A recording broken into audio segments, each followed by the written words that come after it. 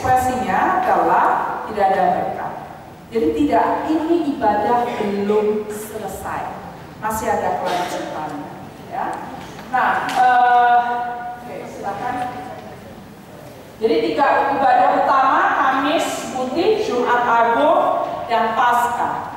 Ya, selanjutnya, nah, ibadah Kamis Putih ini mengganggu ya. Maaf ya.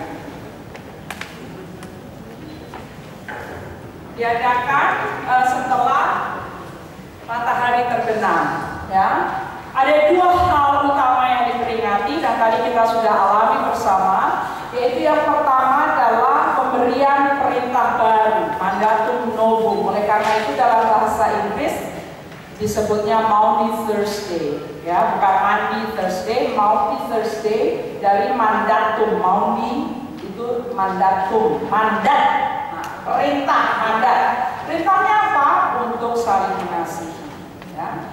Kemudian perintah ini diekspresikan dengan ritus pencucian kaki seperti Tuhan yang dilakukan oleh Tuhan Yesus. Ya. Cuci kaki murid-muridnya. Nah, itu yang pertama. Nah, terus bagaimana caranya mencuci kaki? Ya, ada berbagai macam cara. Ada yang gereja yang melakukan seperti tadi yang kita lakukan, hanya perwakilan saja. Dipilihlah 12 orang karena katanya, nah ini lagi ya, mengingat yang turut serta dalam peristiwa masa lampau, katanya 12 murid Yesus yang dicuci kakinya. Ya. Sayangnya di gereja-gereja tertentu yang dicuci kakinya hanya laki-laki karena muridnya Yesus dulu laki-laki. Kayak yang tahu aja pastiannya ya. Nah, tapi kalau saya mendorong, kalau kita gereja kita mau melakukan cara perwakilan, ya ada baiknya setiap golongan ada wakilnya. Perempuan, laki-laki, ada anak-anak, ya, ada lansia, ada mungkin yang berkursi roda, ya, kalau ada yang mengalami sakit yang lama, misalnya sakit kronis, ya. Nah, yang sekarang yang ada juga gereja yang mencuci kaki, semua orang dicuci kakinya, dan tidak cukup 1 kaki, 2 kaki. Tahun lalu kami melakukan kelompok STT melayani di GKI Kayu Putih, dan semua orang yang hadir sekitar 400 atau 500 orang dicuci kakinya. Nah, bisa saja itu mungkin terjadi. Sekarang tinggal teknisnya bagaimana, ya. Teknisnya adalah supaya cepat, ya, karena tempatnya juga kecil dan harus ada koreografi yang baik di situ. Ada 50 pencuci kaki, ya, sehingga 1 orang dibayarkan mencuci 10 orang, 10 kaki orang, ya. Nah, kemudian ada seseorang yang bertugas untuk menambah air. Nah, ini karena saking semangatnya, ya, mereka airnya tuh yang dikucurkan banyak sekali.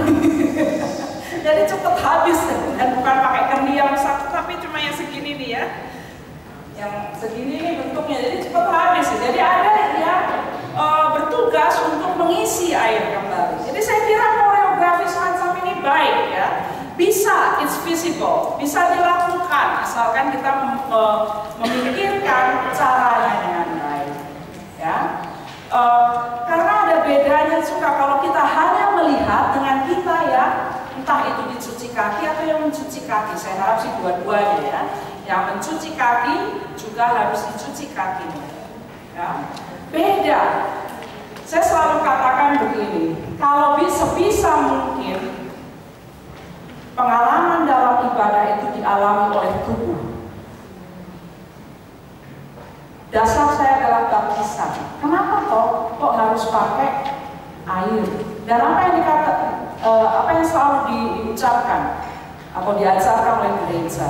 Nah, baptisan adalah lambang dan apa istilahnya? Meterai. Meterai itu seperti tato. Jadi ada di tubuh kita. Kenapa kok harus ada? Pakai segala dahinya dipegang, ya. Pengalaman di tubuh itu akan lebih bermakna ketimbang kalau kita hanya mengajarkan baptisan itu. Artinya adalah Allah mengangkatmu menjadi anak. Artinya adalah dosamu dihapuskan. Ya, kalau kata Calvin kan begini, Johannes Calvin. Ini manusia ini kan seperti orang bodoh ya. Allah tuh membuka dirinya mengajar ini nggak ngerti-ngerti. Akhirnya malah tuh judek kalau bahasa Jawanya gitu. Ya, Allah memberi cara untuk supaya kita bisa mengerti dan caranya itu bagaimana? Dengan cara manusiawi. Oleh karena itu baptisan misalnya diragakan supaya tubuh kita merasakan. Oleh karena itu saya pertanyakan, kalau baptisan ada pendeta yang baptis gini, maaf ya, airnya di mangkok kecil, terus kayak gitu kan gini ya, dikobok, dikepretin, ya, udah nggak ada air lagi di sini, cuma tangannya yang basah, terus kemudian di sini dikit saja baptis. Itu namanya baptisan dry clean. Tidak terasa tubuhnya, dan orang yang melihat juga tidak melihat bahwa itu adalah pembersihan. Ya. Ada istilahnya let the symbol speaks for itself. Ya. Biarlah simbol itu berbicara sendiri tanpa kita menerangkan. Ini yang perlu direnungkan oleh Bapak Ibu pendeta. Ya. Ini juga makanya saya mengusulkan sedapat mungkin kalau ada pencucian kaki ya semua orang dicuci kakinya sebisa mungkin. Tapi tergantung sekali pada bagaimana gereja Bapak Ibu ya. Nah, kemudian hal yang kedua adalah memperingati perjamuan terakhir Tuhan Yesus bersama dengan murid-muridnya. Ya. Dan sekaligus perjamuan tersebut dimengerti sebagai saat penetapan sakramen perjamuan kudus. Karena di situ disebutkan apa? Bagi pendeta yang sering lalu Yesus berkata, perbuatan ini sebagai peringatan akan aku. Ya, kemudian peringatan akan akunya bukan cuma di khotbah loh, tapi justru dalam perjamuan kudus itu, ya kan? Perbuatan ini untuk memperingati aku. Peringati aku bukan dalam berkhotbah, tapi dalam perjamuan kudus. Nah, pertanyaannya adalah, kok perjamuan kudus 1 tahun 1 kali, 1 tahun 4 kali? Ya, bukankah kita harusnya memperingati Tuhan Yesus sering mungkin? Perjalanan masih panjang untuk menggolkan setiap minggu ada baptisan, ada perjamuan kudus. Nah, jadi dalam kan dasarnya apa? Kok ada dua ritus ini yang dilakukan sebagai isi dari ibadah Kamis Putih. Ada orang yang berpikir bahwa kalau ibadah Kamis Putih itu bisa diisinya macam-macam dan setiap tahun gonta-ganti. Ada beberapa gereja yang, Bu, bisa nggak tolong kami dibuatkan kata ibadah, karena tahun lalu kami temanya ini, terus kami melakukan ibadah TZ. Tahun sebelumnya kami melakukan ini, ibadahnya kontemplatif. Kenapa harus ibadah Kamis Putih itu ya temanya cuma 1. 2 ritual itu saja yang harus dilakukan. Memang kalau mau dikemas bagaimana terserah, tapi 2 hal ini harus ada, ini pokoknya. Ya seperti kalau perjamuan kudus kita. Perjamuan apa namanya? Jumat Agung itu mengenangnya kematian Tuhan. Ya kan? Kamis Putih ya 2 hal itu yang harus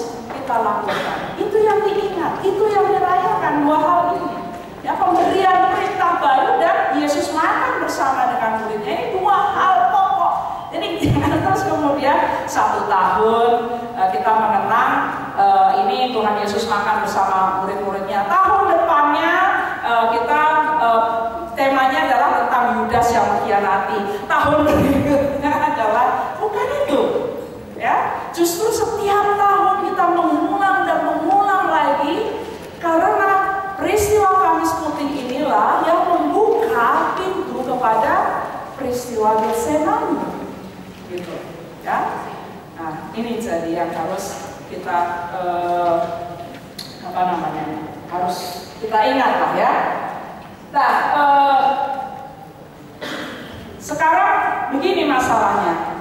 Pada Kamis Putih kan biasanya anak-anak hadir, ya. Ada gereja yang belum memperbolehkan anak ikut serta dalam perjamuan kudus. Juga ada gereja yang membatasi jumlah perjamuan kudus. Katanya kalau terlalu sering, ya nanti rugi.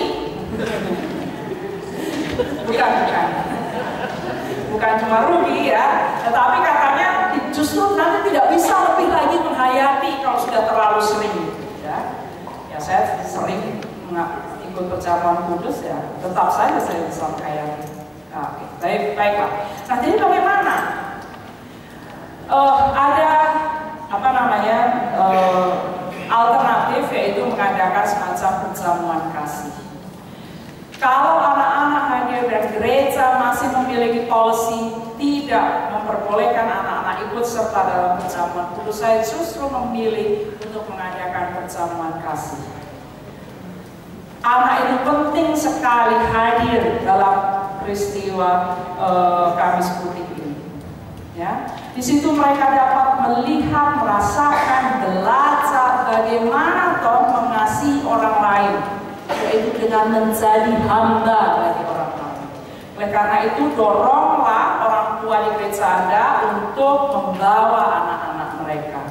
Jangan terus kemudian anak-anak dijadikan satu di luar sana. Tidak, duduk bersama bapak, ibu, kakak, adik, nenek, kakek, teteh, omnya, dan seterusnya, ya. Dorong supaya hadir, ya. Nah, mereka bisa ikut makan jadinya kalau perjamuan kasih. Dan saya membayangkan juga perjamuan kasih itu kan sebagai bentuk satu persekutuan, ya, tubuh Kristus. Oleh karena itu pantaslah kalau kita melakukannya sebagai persekutuan juga, mempererat tali persekutuan. Oleh karena itu baik juga kalau diadakan sebagai kotak, apa tuh, ya? Masing-masing membawa satu jenis makanan misalnya. Ada yang bawa singkong, ada yang bawa ubi, ya. Tapi ada juga yang bawa bread toast, pizza.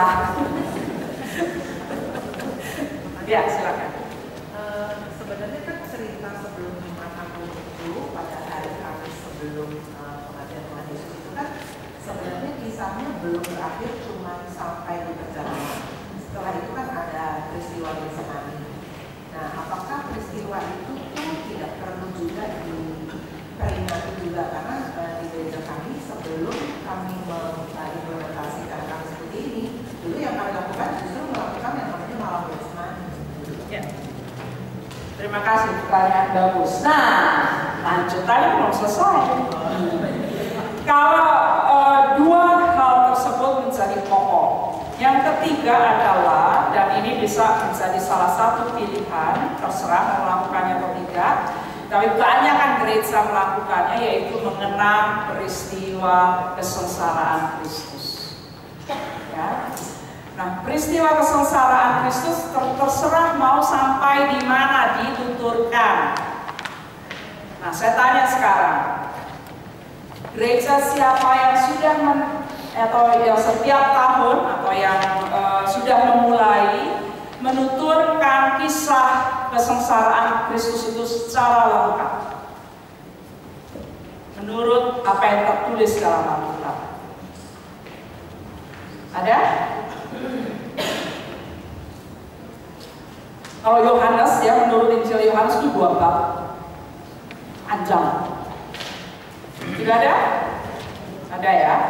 Alhamdulillah. Gereja saya sudah 2 tahun ini. Tahun lalu ibadahnya cuma sekali, panjang, panas, tapi justru membuat banyak orang menangis. Ya, saya nggak tahu kenapa, mungkin karena panasnya itu ya.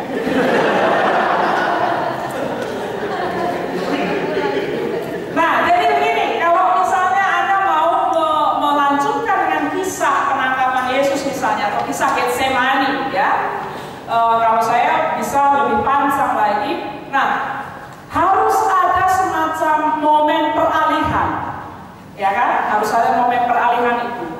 Kan suasana Kamis Putih itu semacam sukacita sebetulnya, ya, sukacita. Oleh karena itu warnanya putih. Kemudian bunga-bunga diperbolehkan. Kalau masa Prapaskah, bunga jangan ada, misalnya ya. Yang ada bolehnya hanya apa itu namanya, tumbuh-tumbuhan ya, daun-daunan. Ya, oleh karena itu di sisi sebelah sana misalnya ada cara untuk merangkai daun, dan ada buku yang bisa Bapak Ibu beli. Sengaja saya khusus pesan dari Canisius ya, karena saya yakin dan percaya banyak orang yang suka merangkai bunga ya, dan banyak gereja yang memakai bunga hidup setiap minggunya, tapi tidak diarahkan untuk menjadikan bunga tersebut juga mengekspresikan tema ibadah. Jadi alangkah baiknya kalau bunga pun mengekspresikan tema ibadah. Jadi ada bukunya. Nah, jadi setelah perjamuan selesai, ya, umat mulai, saya lupa apa yang dikerjakan. Coba tolong dibuka.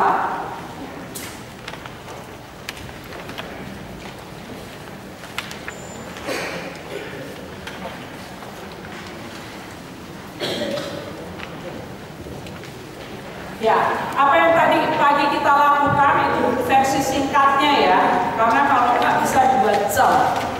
Itu sudah dilakukan sekitar 2 atau 2,5 jam, tergantung berapa besar jumlah orang yang hadir tentu saja. Tapi ini cukup lama. Tolong dibuka pada halaman berapa ini? Kan ada halaman nomornya 10 kalau nggak salah. 10.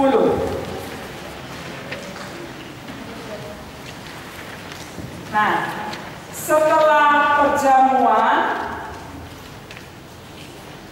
ini yang saya tulis adalah umat membaca atau menyanyikan Mazmur 107 ya, atau 136, kemudian pembersihan meja perjamuan.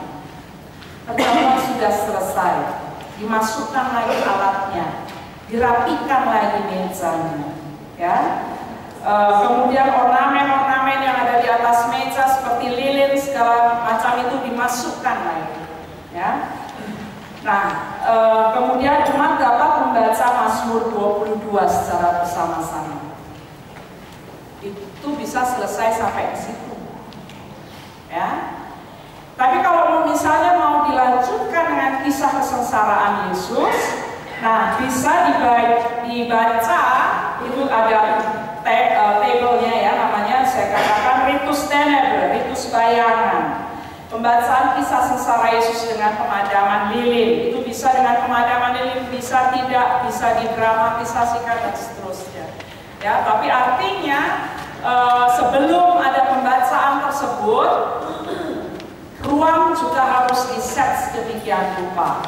Nah, caranya adalah misalnya tadi ada misalnya gereja yang memisahkan di mana mereka melakukan perjamuan, pencucian kaki dan perjamuan, di mana mereka mengadakan pengenalan. Nah, kalau itu mudah, sangat mudah.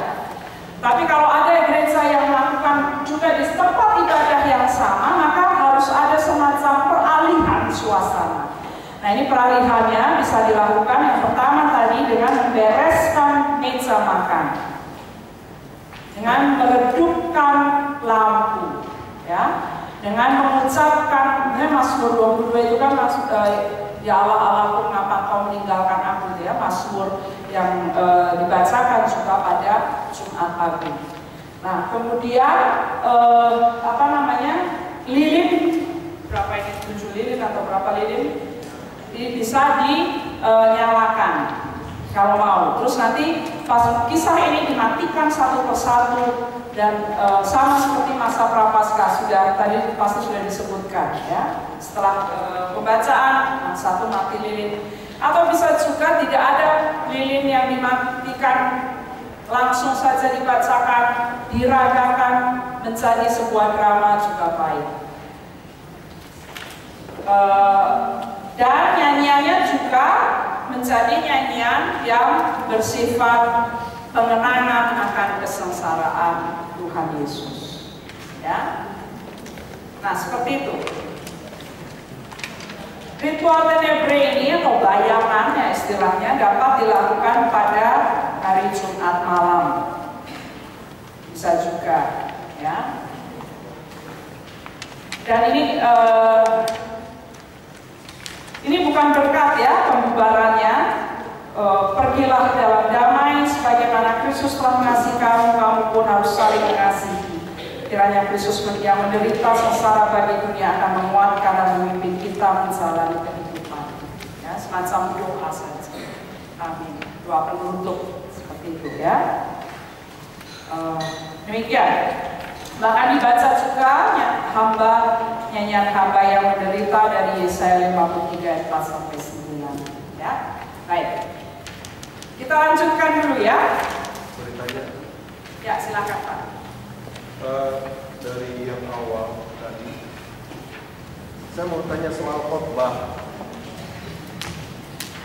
Karena tadi disebutkan ada renungan. Apakah memang harus ada atau tidak? Terus terang saya khawatir kalau khotbahnya ngaco jadi hilanglah semangat ibadah itu sendiri. Ya. Sangat betul. Tentu saja khotbah atau renungan atau apapun juga itu yang namanya harus sesuai dengan tema ibadah pada hari itu. Ya. Kalau tidak, kacau banget. Ya. Jadi misalnya cerita pas Kamis Putih yang khotbahnya harus mengenai mengasihi, saling mengasihi, kemudian juga mengenai perjamuan, ya, dan belum mengenai kesengsaraan. Kalau toh mengenai kesengsaraan itu dikaitkan dengan kedua hal tersebut. Kesengsaraan ialah ditunggu sampai hari Jumat. Itu bisa panjang di Jumat khotbah tentang kesengsaraan. Kami cuma itu kan temanya kesengsaraan dan kematian. Nah, ini yang menolong kita juga sebetulnya sebagai pengkhotbah supaya tidak mencampur adukan tema. Kita kan suka kan, apalagi kalau memang orang yang mempunyai bakat berkhotbah, ya bisa mulai dari A nanti sampai Z misalnya ya. Kalau saya nggak bisa, saya harus membaca dari per kata. Karena seperti Bapak Ibu ketahui, saya ngomong begini saya bisa menyebut tentang dry clean baptisan, ya. Nah, kacau di mimbar. Nah, tapi itu kira-kira ya Pak ya, betul sekali.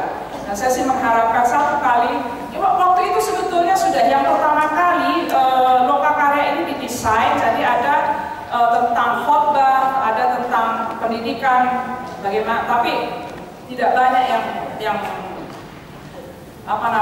yang mau untuk belajar berkhotbah. Saya cuma sedikit, berapa orang, 5 orang itu pun mahasiswa-mahasiswi STP yang datang. Ya, nanti satu kali temanya adalah khusus tentang khotbah. Baik, nah sekarang Jumat Agung. Ya, Jumat Agung tentu saja. Ini ada simbol-simbolnya ya. Ini contohnya, simbolnya bisa baskom, lak, alat-alat perjamuan, bunga putih, warna putih. Ini contoh karangan bunganya, terus sajikan. Ya, ada banyak, terus cepat aja, tolong. Nah, sekarang Jumat Agung. Berpusatkan pada ibadah itu, berpusatkan pada pembacaan kisah sengsara Tuhan Yesus menurut Injil Yohanes secara lengkap. Ya. Ada pilihan tidak lengkap dan seterusnya, tapi lebih baik juga kalau misalnya lengkap. Nah, doa syafaat memegang peranan penting di sini. Jadi tentang pembacaan kisah sengsara ini secara lengkap. Kita take for granted ya kadang-kadang bahwa umat anggota jemaat kita itu sudah membaca cerita kesengsaraan Yesus dengan lengkap. Kita take for granted. Ya, siapa tahu dulu.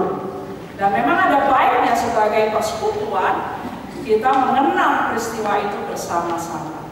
Ya. Nah, ada satu biasanya yang dilakukan adalah dengan memerankan pembacaan kisah sengsara itu.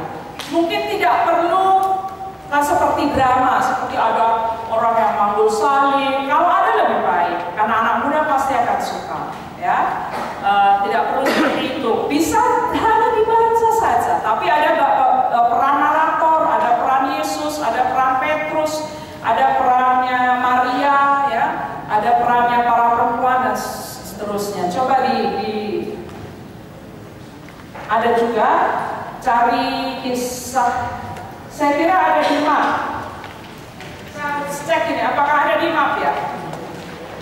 Kisah sengsara menurut Yohanes. Ada, harusnya ada. Ada. Ya? Ya. Terus. Ya. Jadi oleh-oleh Bapak Ibu banyak ya. Silakan ya ambil bola.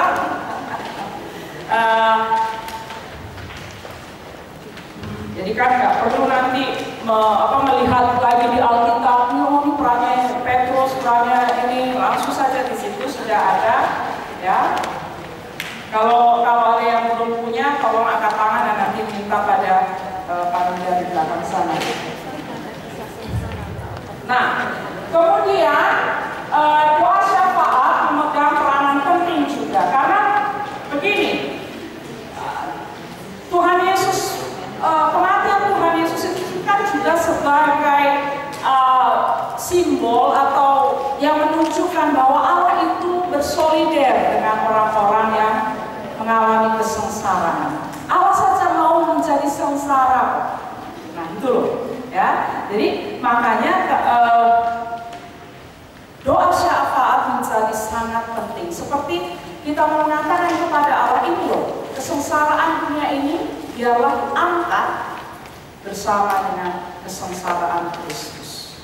Seperti itu kira-kira. Ya. Selebihnya baca di ini saya.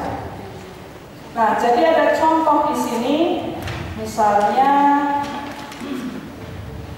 pada mulai pada halaman 12, ya.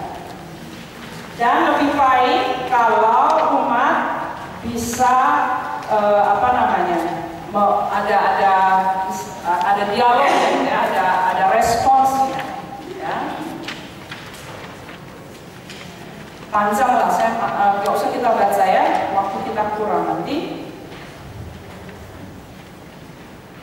Bahkan ada doa khusus, ini kebiasaan, doa untuk Yerusalem.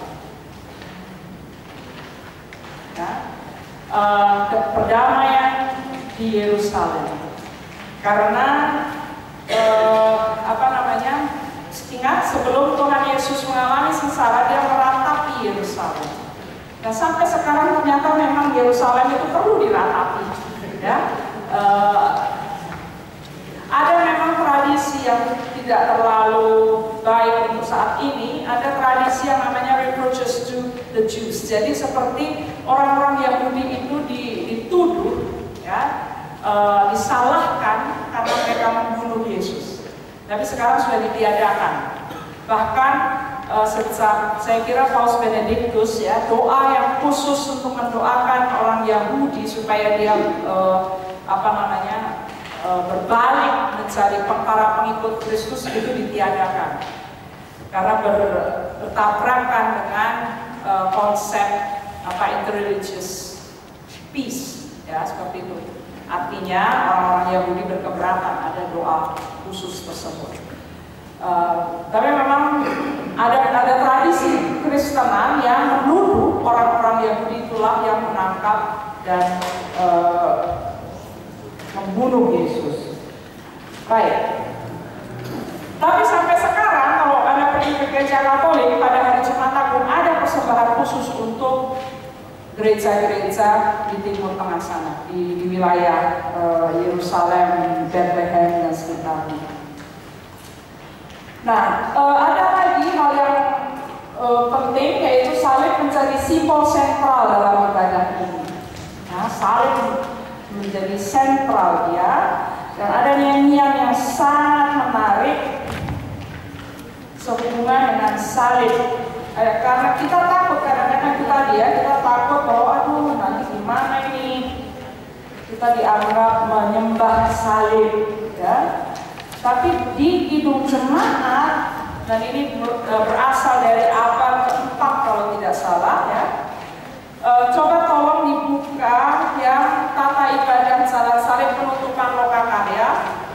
Itu ada pada halaman 2. Pataka Raja Majulah. Pataka itu semacam talang ya, salib ya. Pataka Panji Raja, itu dia maksud saya. Pataka Raja Majulah salib menjulang cemerlang tergantung khalik semesta di dalam rupa makhluknya. Di salib itu lihatlah terpaku kurban mulia, tangannya direntangkan demi berkat anugerah. Ditikam tombak yang kejam mengucur dari lambungnya, campuran air darahnya membasuh dosa dunia. Nah, ini khusus tentang salib yang berbicara tentang salib bait 6. Ditimbang pada cabangmu tebusan bagi dunia, tawanan maut bebaslah terangkat di neracamu. Harumlah damar kayumu, aroma madu kalahlah, penuh berkat buahmu, oh pohon hayat yang megah. Ya, saya suka sekali puisinya, bagus sekali. Harumlah damar kayumu, aroma madu kalahlah, penuh berkatlah buahmu. Dan apa yang dimaksudkan dengan buahmu di sini? Yesus yang tergantung, oh pohon hayat yang megah. Salib simbol kematian, tetapi juga simbol kehidupan, pohon hayat. Karena dari salib itulah peristiwa salib kita bisa memperoleh kehidupan. Ini yang luar biasa, tapi sayangnya jarang sekali kita nyanyikan. Ya. Atau yang paling enggak kita nyanyikan adalah salibmu, salibmu. Ya, jadi kita mengakui sebetulnya ada penghormatan atas salib. Simbol yang lainnya dan warnanya merah. Merah selain dari lambang Roh Kudus ya, curahan dari Roh Kudus, juga melambangkan darah martir. Ya, jadi Jumat Agung juga warna merah bisa ditampilkan. Silakan terus. Nah, ini contoh menarik sekali. Ini dari yang sebelah kanan ini, ya sebelah kanan rantai, ya rantai. Jadi seperti istilahnya yang rantai-rantai dunia yang mengikat manusia, tidak memberi atau makhluk hidup lainnya tidak memberi kehidupan, memberi kebebasan. Pada Paskah rantai-rantai itu kemudian dilepas. Nah, jadi simbolisnya bagus. Kemudian yang sebelah kiri, ini saya dapat dari internet kok, browsing bisa. Tapi ya makan waktu banyak browsing kayak gini, saya nggak bisa mengerjakan apa-apa, cuma browsing aja. Yang sebelah kiri adalah salib itu dibuat dari muka-muka anggota jemaat. Ya, jadi kita ini yang disalibkan seperti itu ya, menjalani masa prapaskah kita itu seperti juga disalibkan. Ya, oke. Selanjutnya.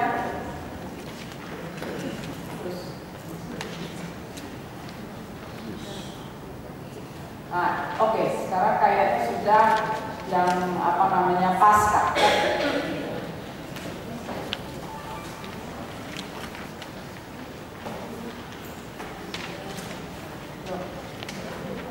Gak keluar gambarnya, sayang sekali. Apa tadi yang saya tulis ya? Oh, Sabtu Sunyi. Oh, gimana cara menampilkannya? Itu nggak muncul ya? Oke, Sabtu sunyi. Sunyi sepi sendiri.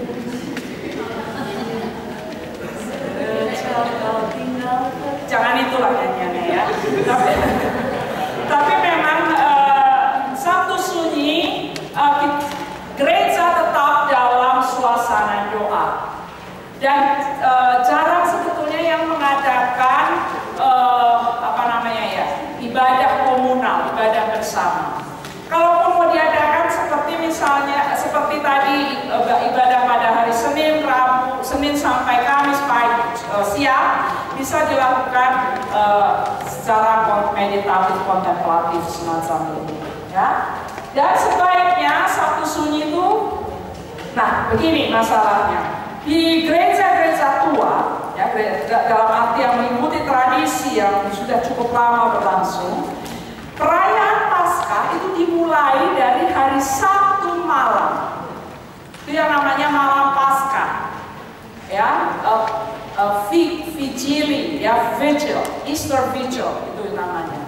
Ya, mulai dari malam Paskah, entah itu mulai dari jam 9 atau jam 12 malam atau bahkan berlangsung terus, ya. Jadi ada kebiasaan misalnya di daerah Maluku dan Papua sana, mereka mengadakan aktivitas pergi ke mana-mana gitu.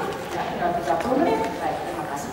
Ya, nah, jadi malam Sabtu malam itu sudah dihitung Paskah. Nah, tapi kalau gereja Protestan kebanyakan tidak demikian, tidak mengadakan yang namanya Easter Vigil gitu.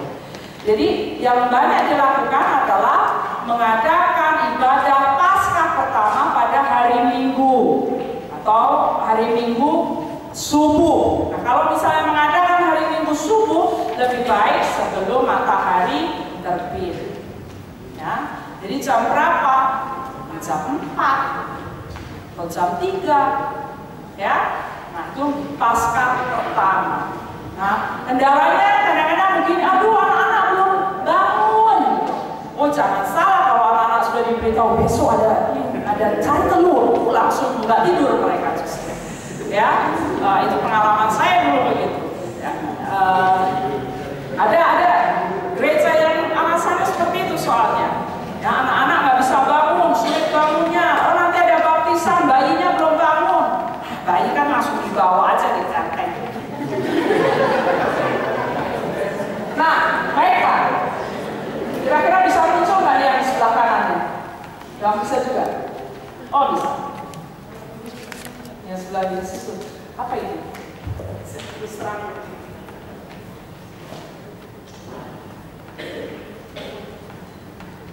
Oke. Ya. Nah, sekarang jadi ada kesan dari ibadah Paskah itu sebetulnya. Ibadah Paskah pertama, teruskan. Oh, itu bisa. Minggu. Ya. Biasanya gereja Protestan baru merayakan Paskah menjelang atau setelah fajar geringsing. Ya, dan ada yang melakukannya pada malam. Ya, terus.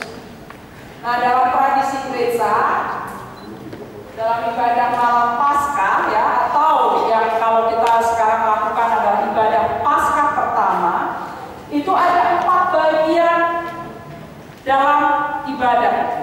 Yang pertama adalah ritus cahaya, yang kedua adalah liturgi sabda, yang ketiga adalah perjamuan kudus, ya. Dan baptisan dulu, kemudian baru perjamuan kudus. Ini 4 pokok. Mengapa kok harus baptisan dilakukan pada Paskah? Mengapa kok perjamuan kudus harus dilakukan pada Paskah? Kan pertanyaannya ya. Oke, baik. Sekarang kita mulai dulu membahas tentang cahaya. Ritus cahaya biasanya dilakukan dengan api itu ya dinyalakan di luar. Nah, kemudian ada nanti yang namanya lilin Paskah. Apakah saya bisa mendapat contoh lilin Paskah? bukan.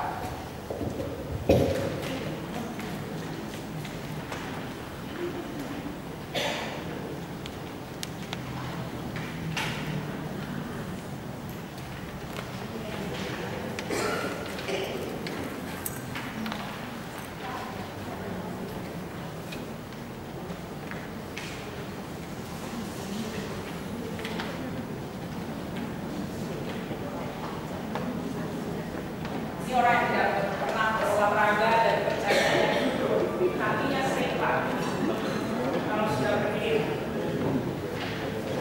Nah, ini adalah contoh lilin Pasca tahun lalu tentunya, yang sekarang kami belum sempat membeli, kemungkinan sudah ada. Selalu ada salib, ya, dan ada tahun. Kemudian ada gambar lagi, biasanya adalah anak domba atau yang lainnya. Ya, kemudian di sini ada Alpha dan Omega, yang awal dan yang akhir. Kemudian ada gambar, ini sebetulnya perjamuan kudus anak domba dengan anggur. Ya, ini diterbitkan atau dikeluarkan oleh gereja Katolik tertentu, sehingga di sini ada namanya. Saya tutup. Nah, ini adalah lambangnya. Ya, tidak mengatakan sesuatu. Yesus sebagai Alfa dan Omega yang mengalami kesengsaraan tapi bangkit dan menjadi terang semacam itu. Ya. Kemudian di sini ada damar. Nah, damar atau apa ya? Yang sebagai apa namanya lambang luka Tuhan. Ya. Jadi ada semacam pakunya ini. Kalau yang besar, jadi tingginya bisa segini, ada yang 2 meter, ya, besar sekali. Nah, karena dinyalakan sepanjang hari Paskah, ya, minggu-minggu Paskah dirayakan terus.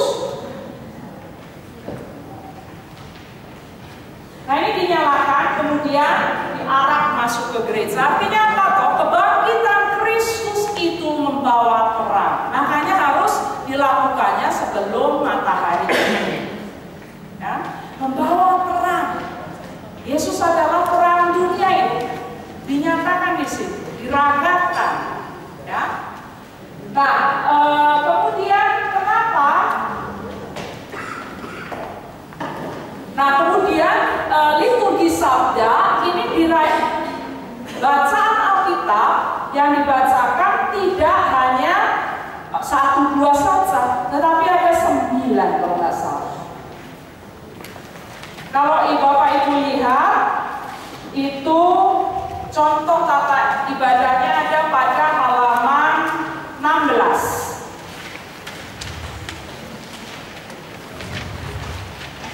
Ibadah Alam Paskah atau ibadah Paskah subuh.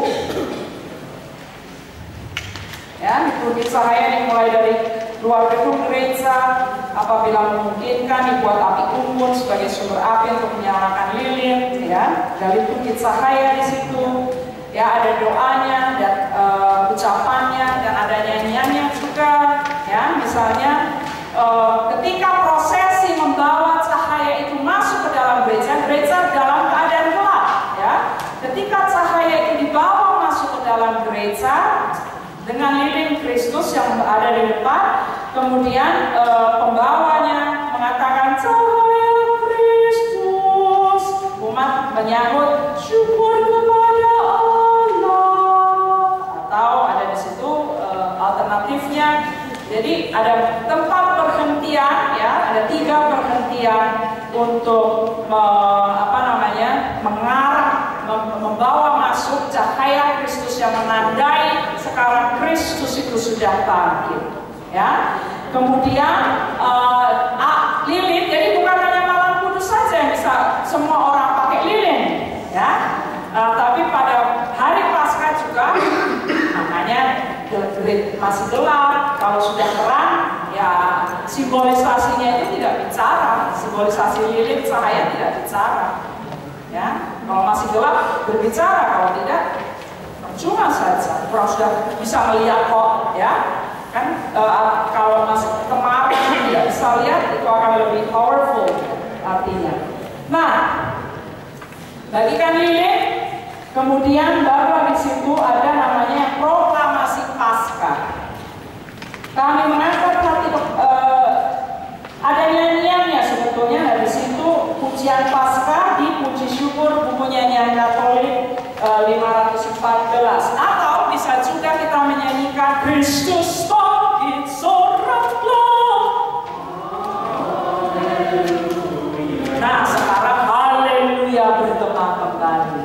Ya. Dulu di gereja Lutheran tempat saya beribadah di Amerika Serikat, setiap awal minggu pertama masa Prapaskah, lilinnya tidak. Kata haleluya, tulisan haleluya disembunyikan. Ketika ada ibadah Paskah, dicari itu dibawa masuk lagi ke dalam gereja. Oleh anak sekolah minggu, bukan oleh orang tua seperti saya ini. Ya.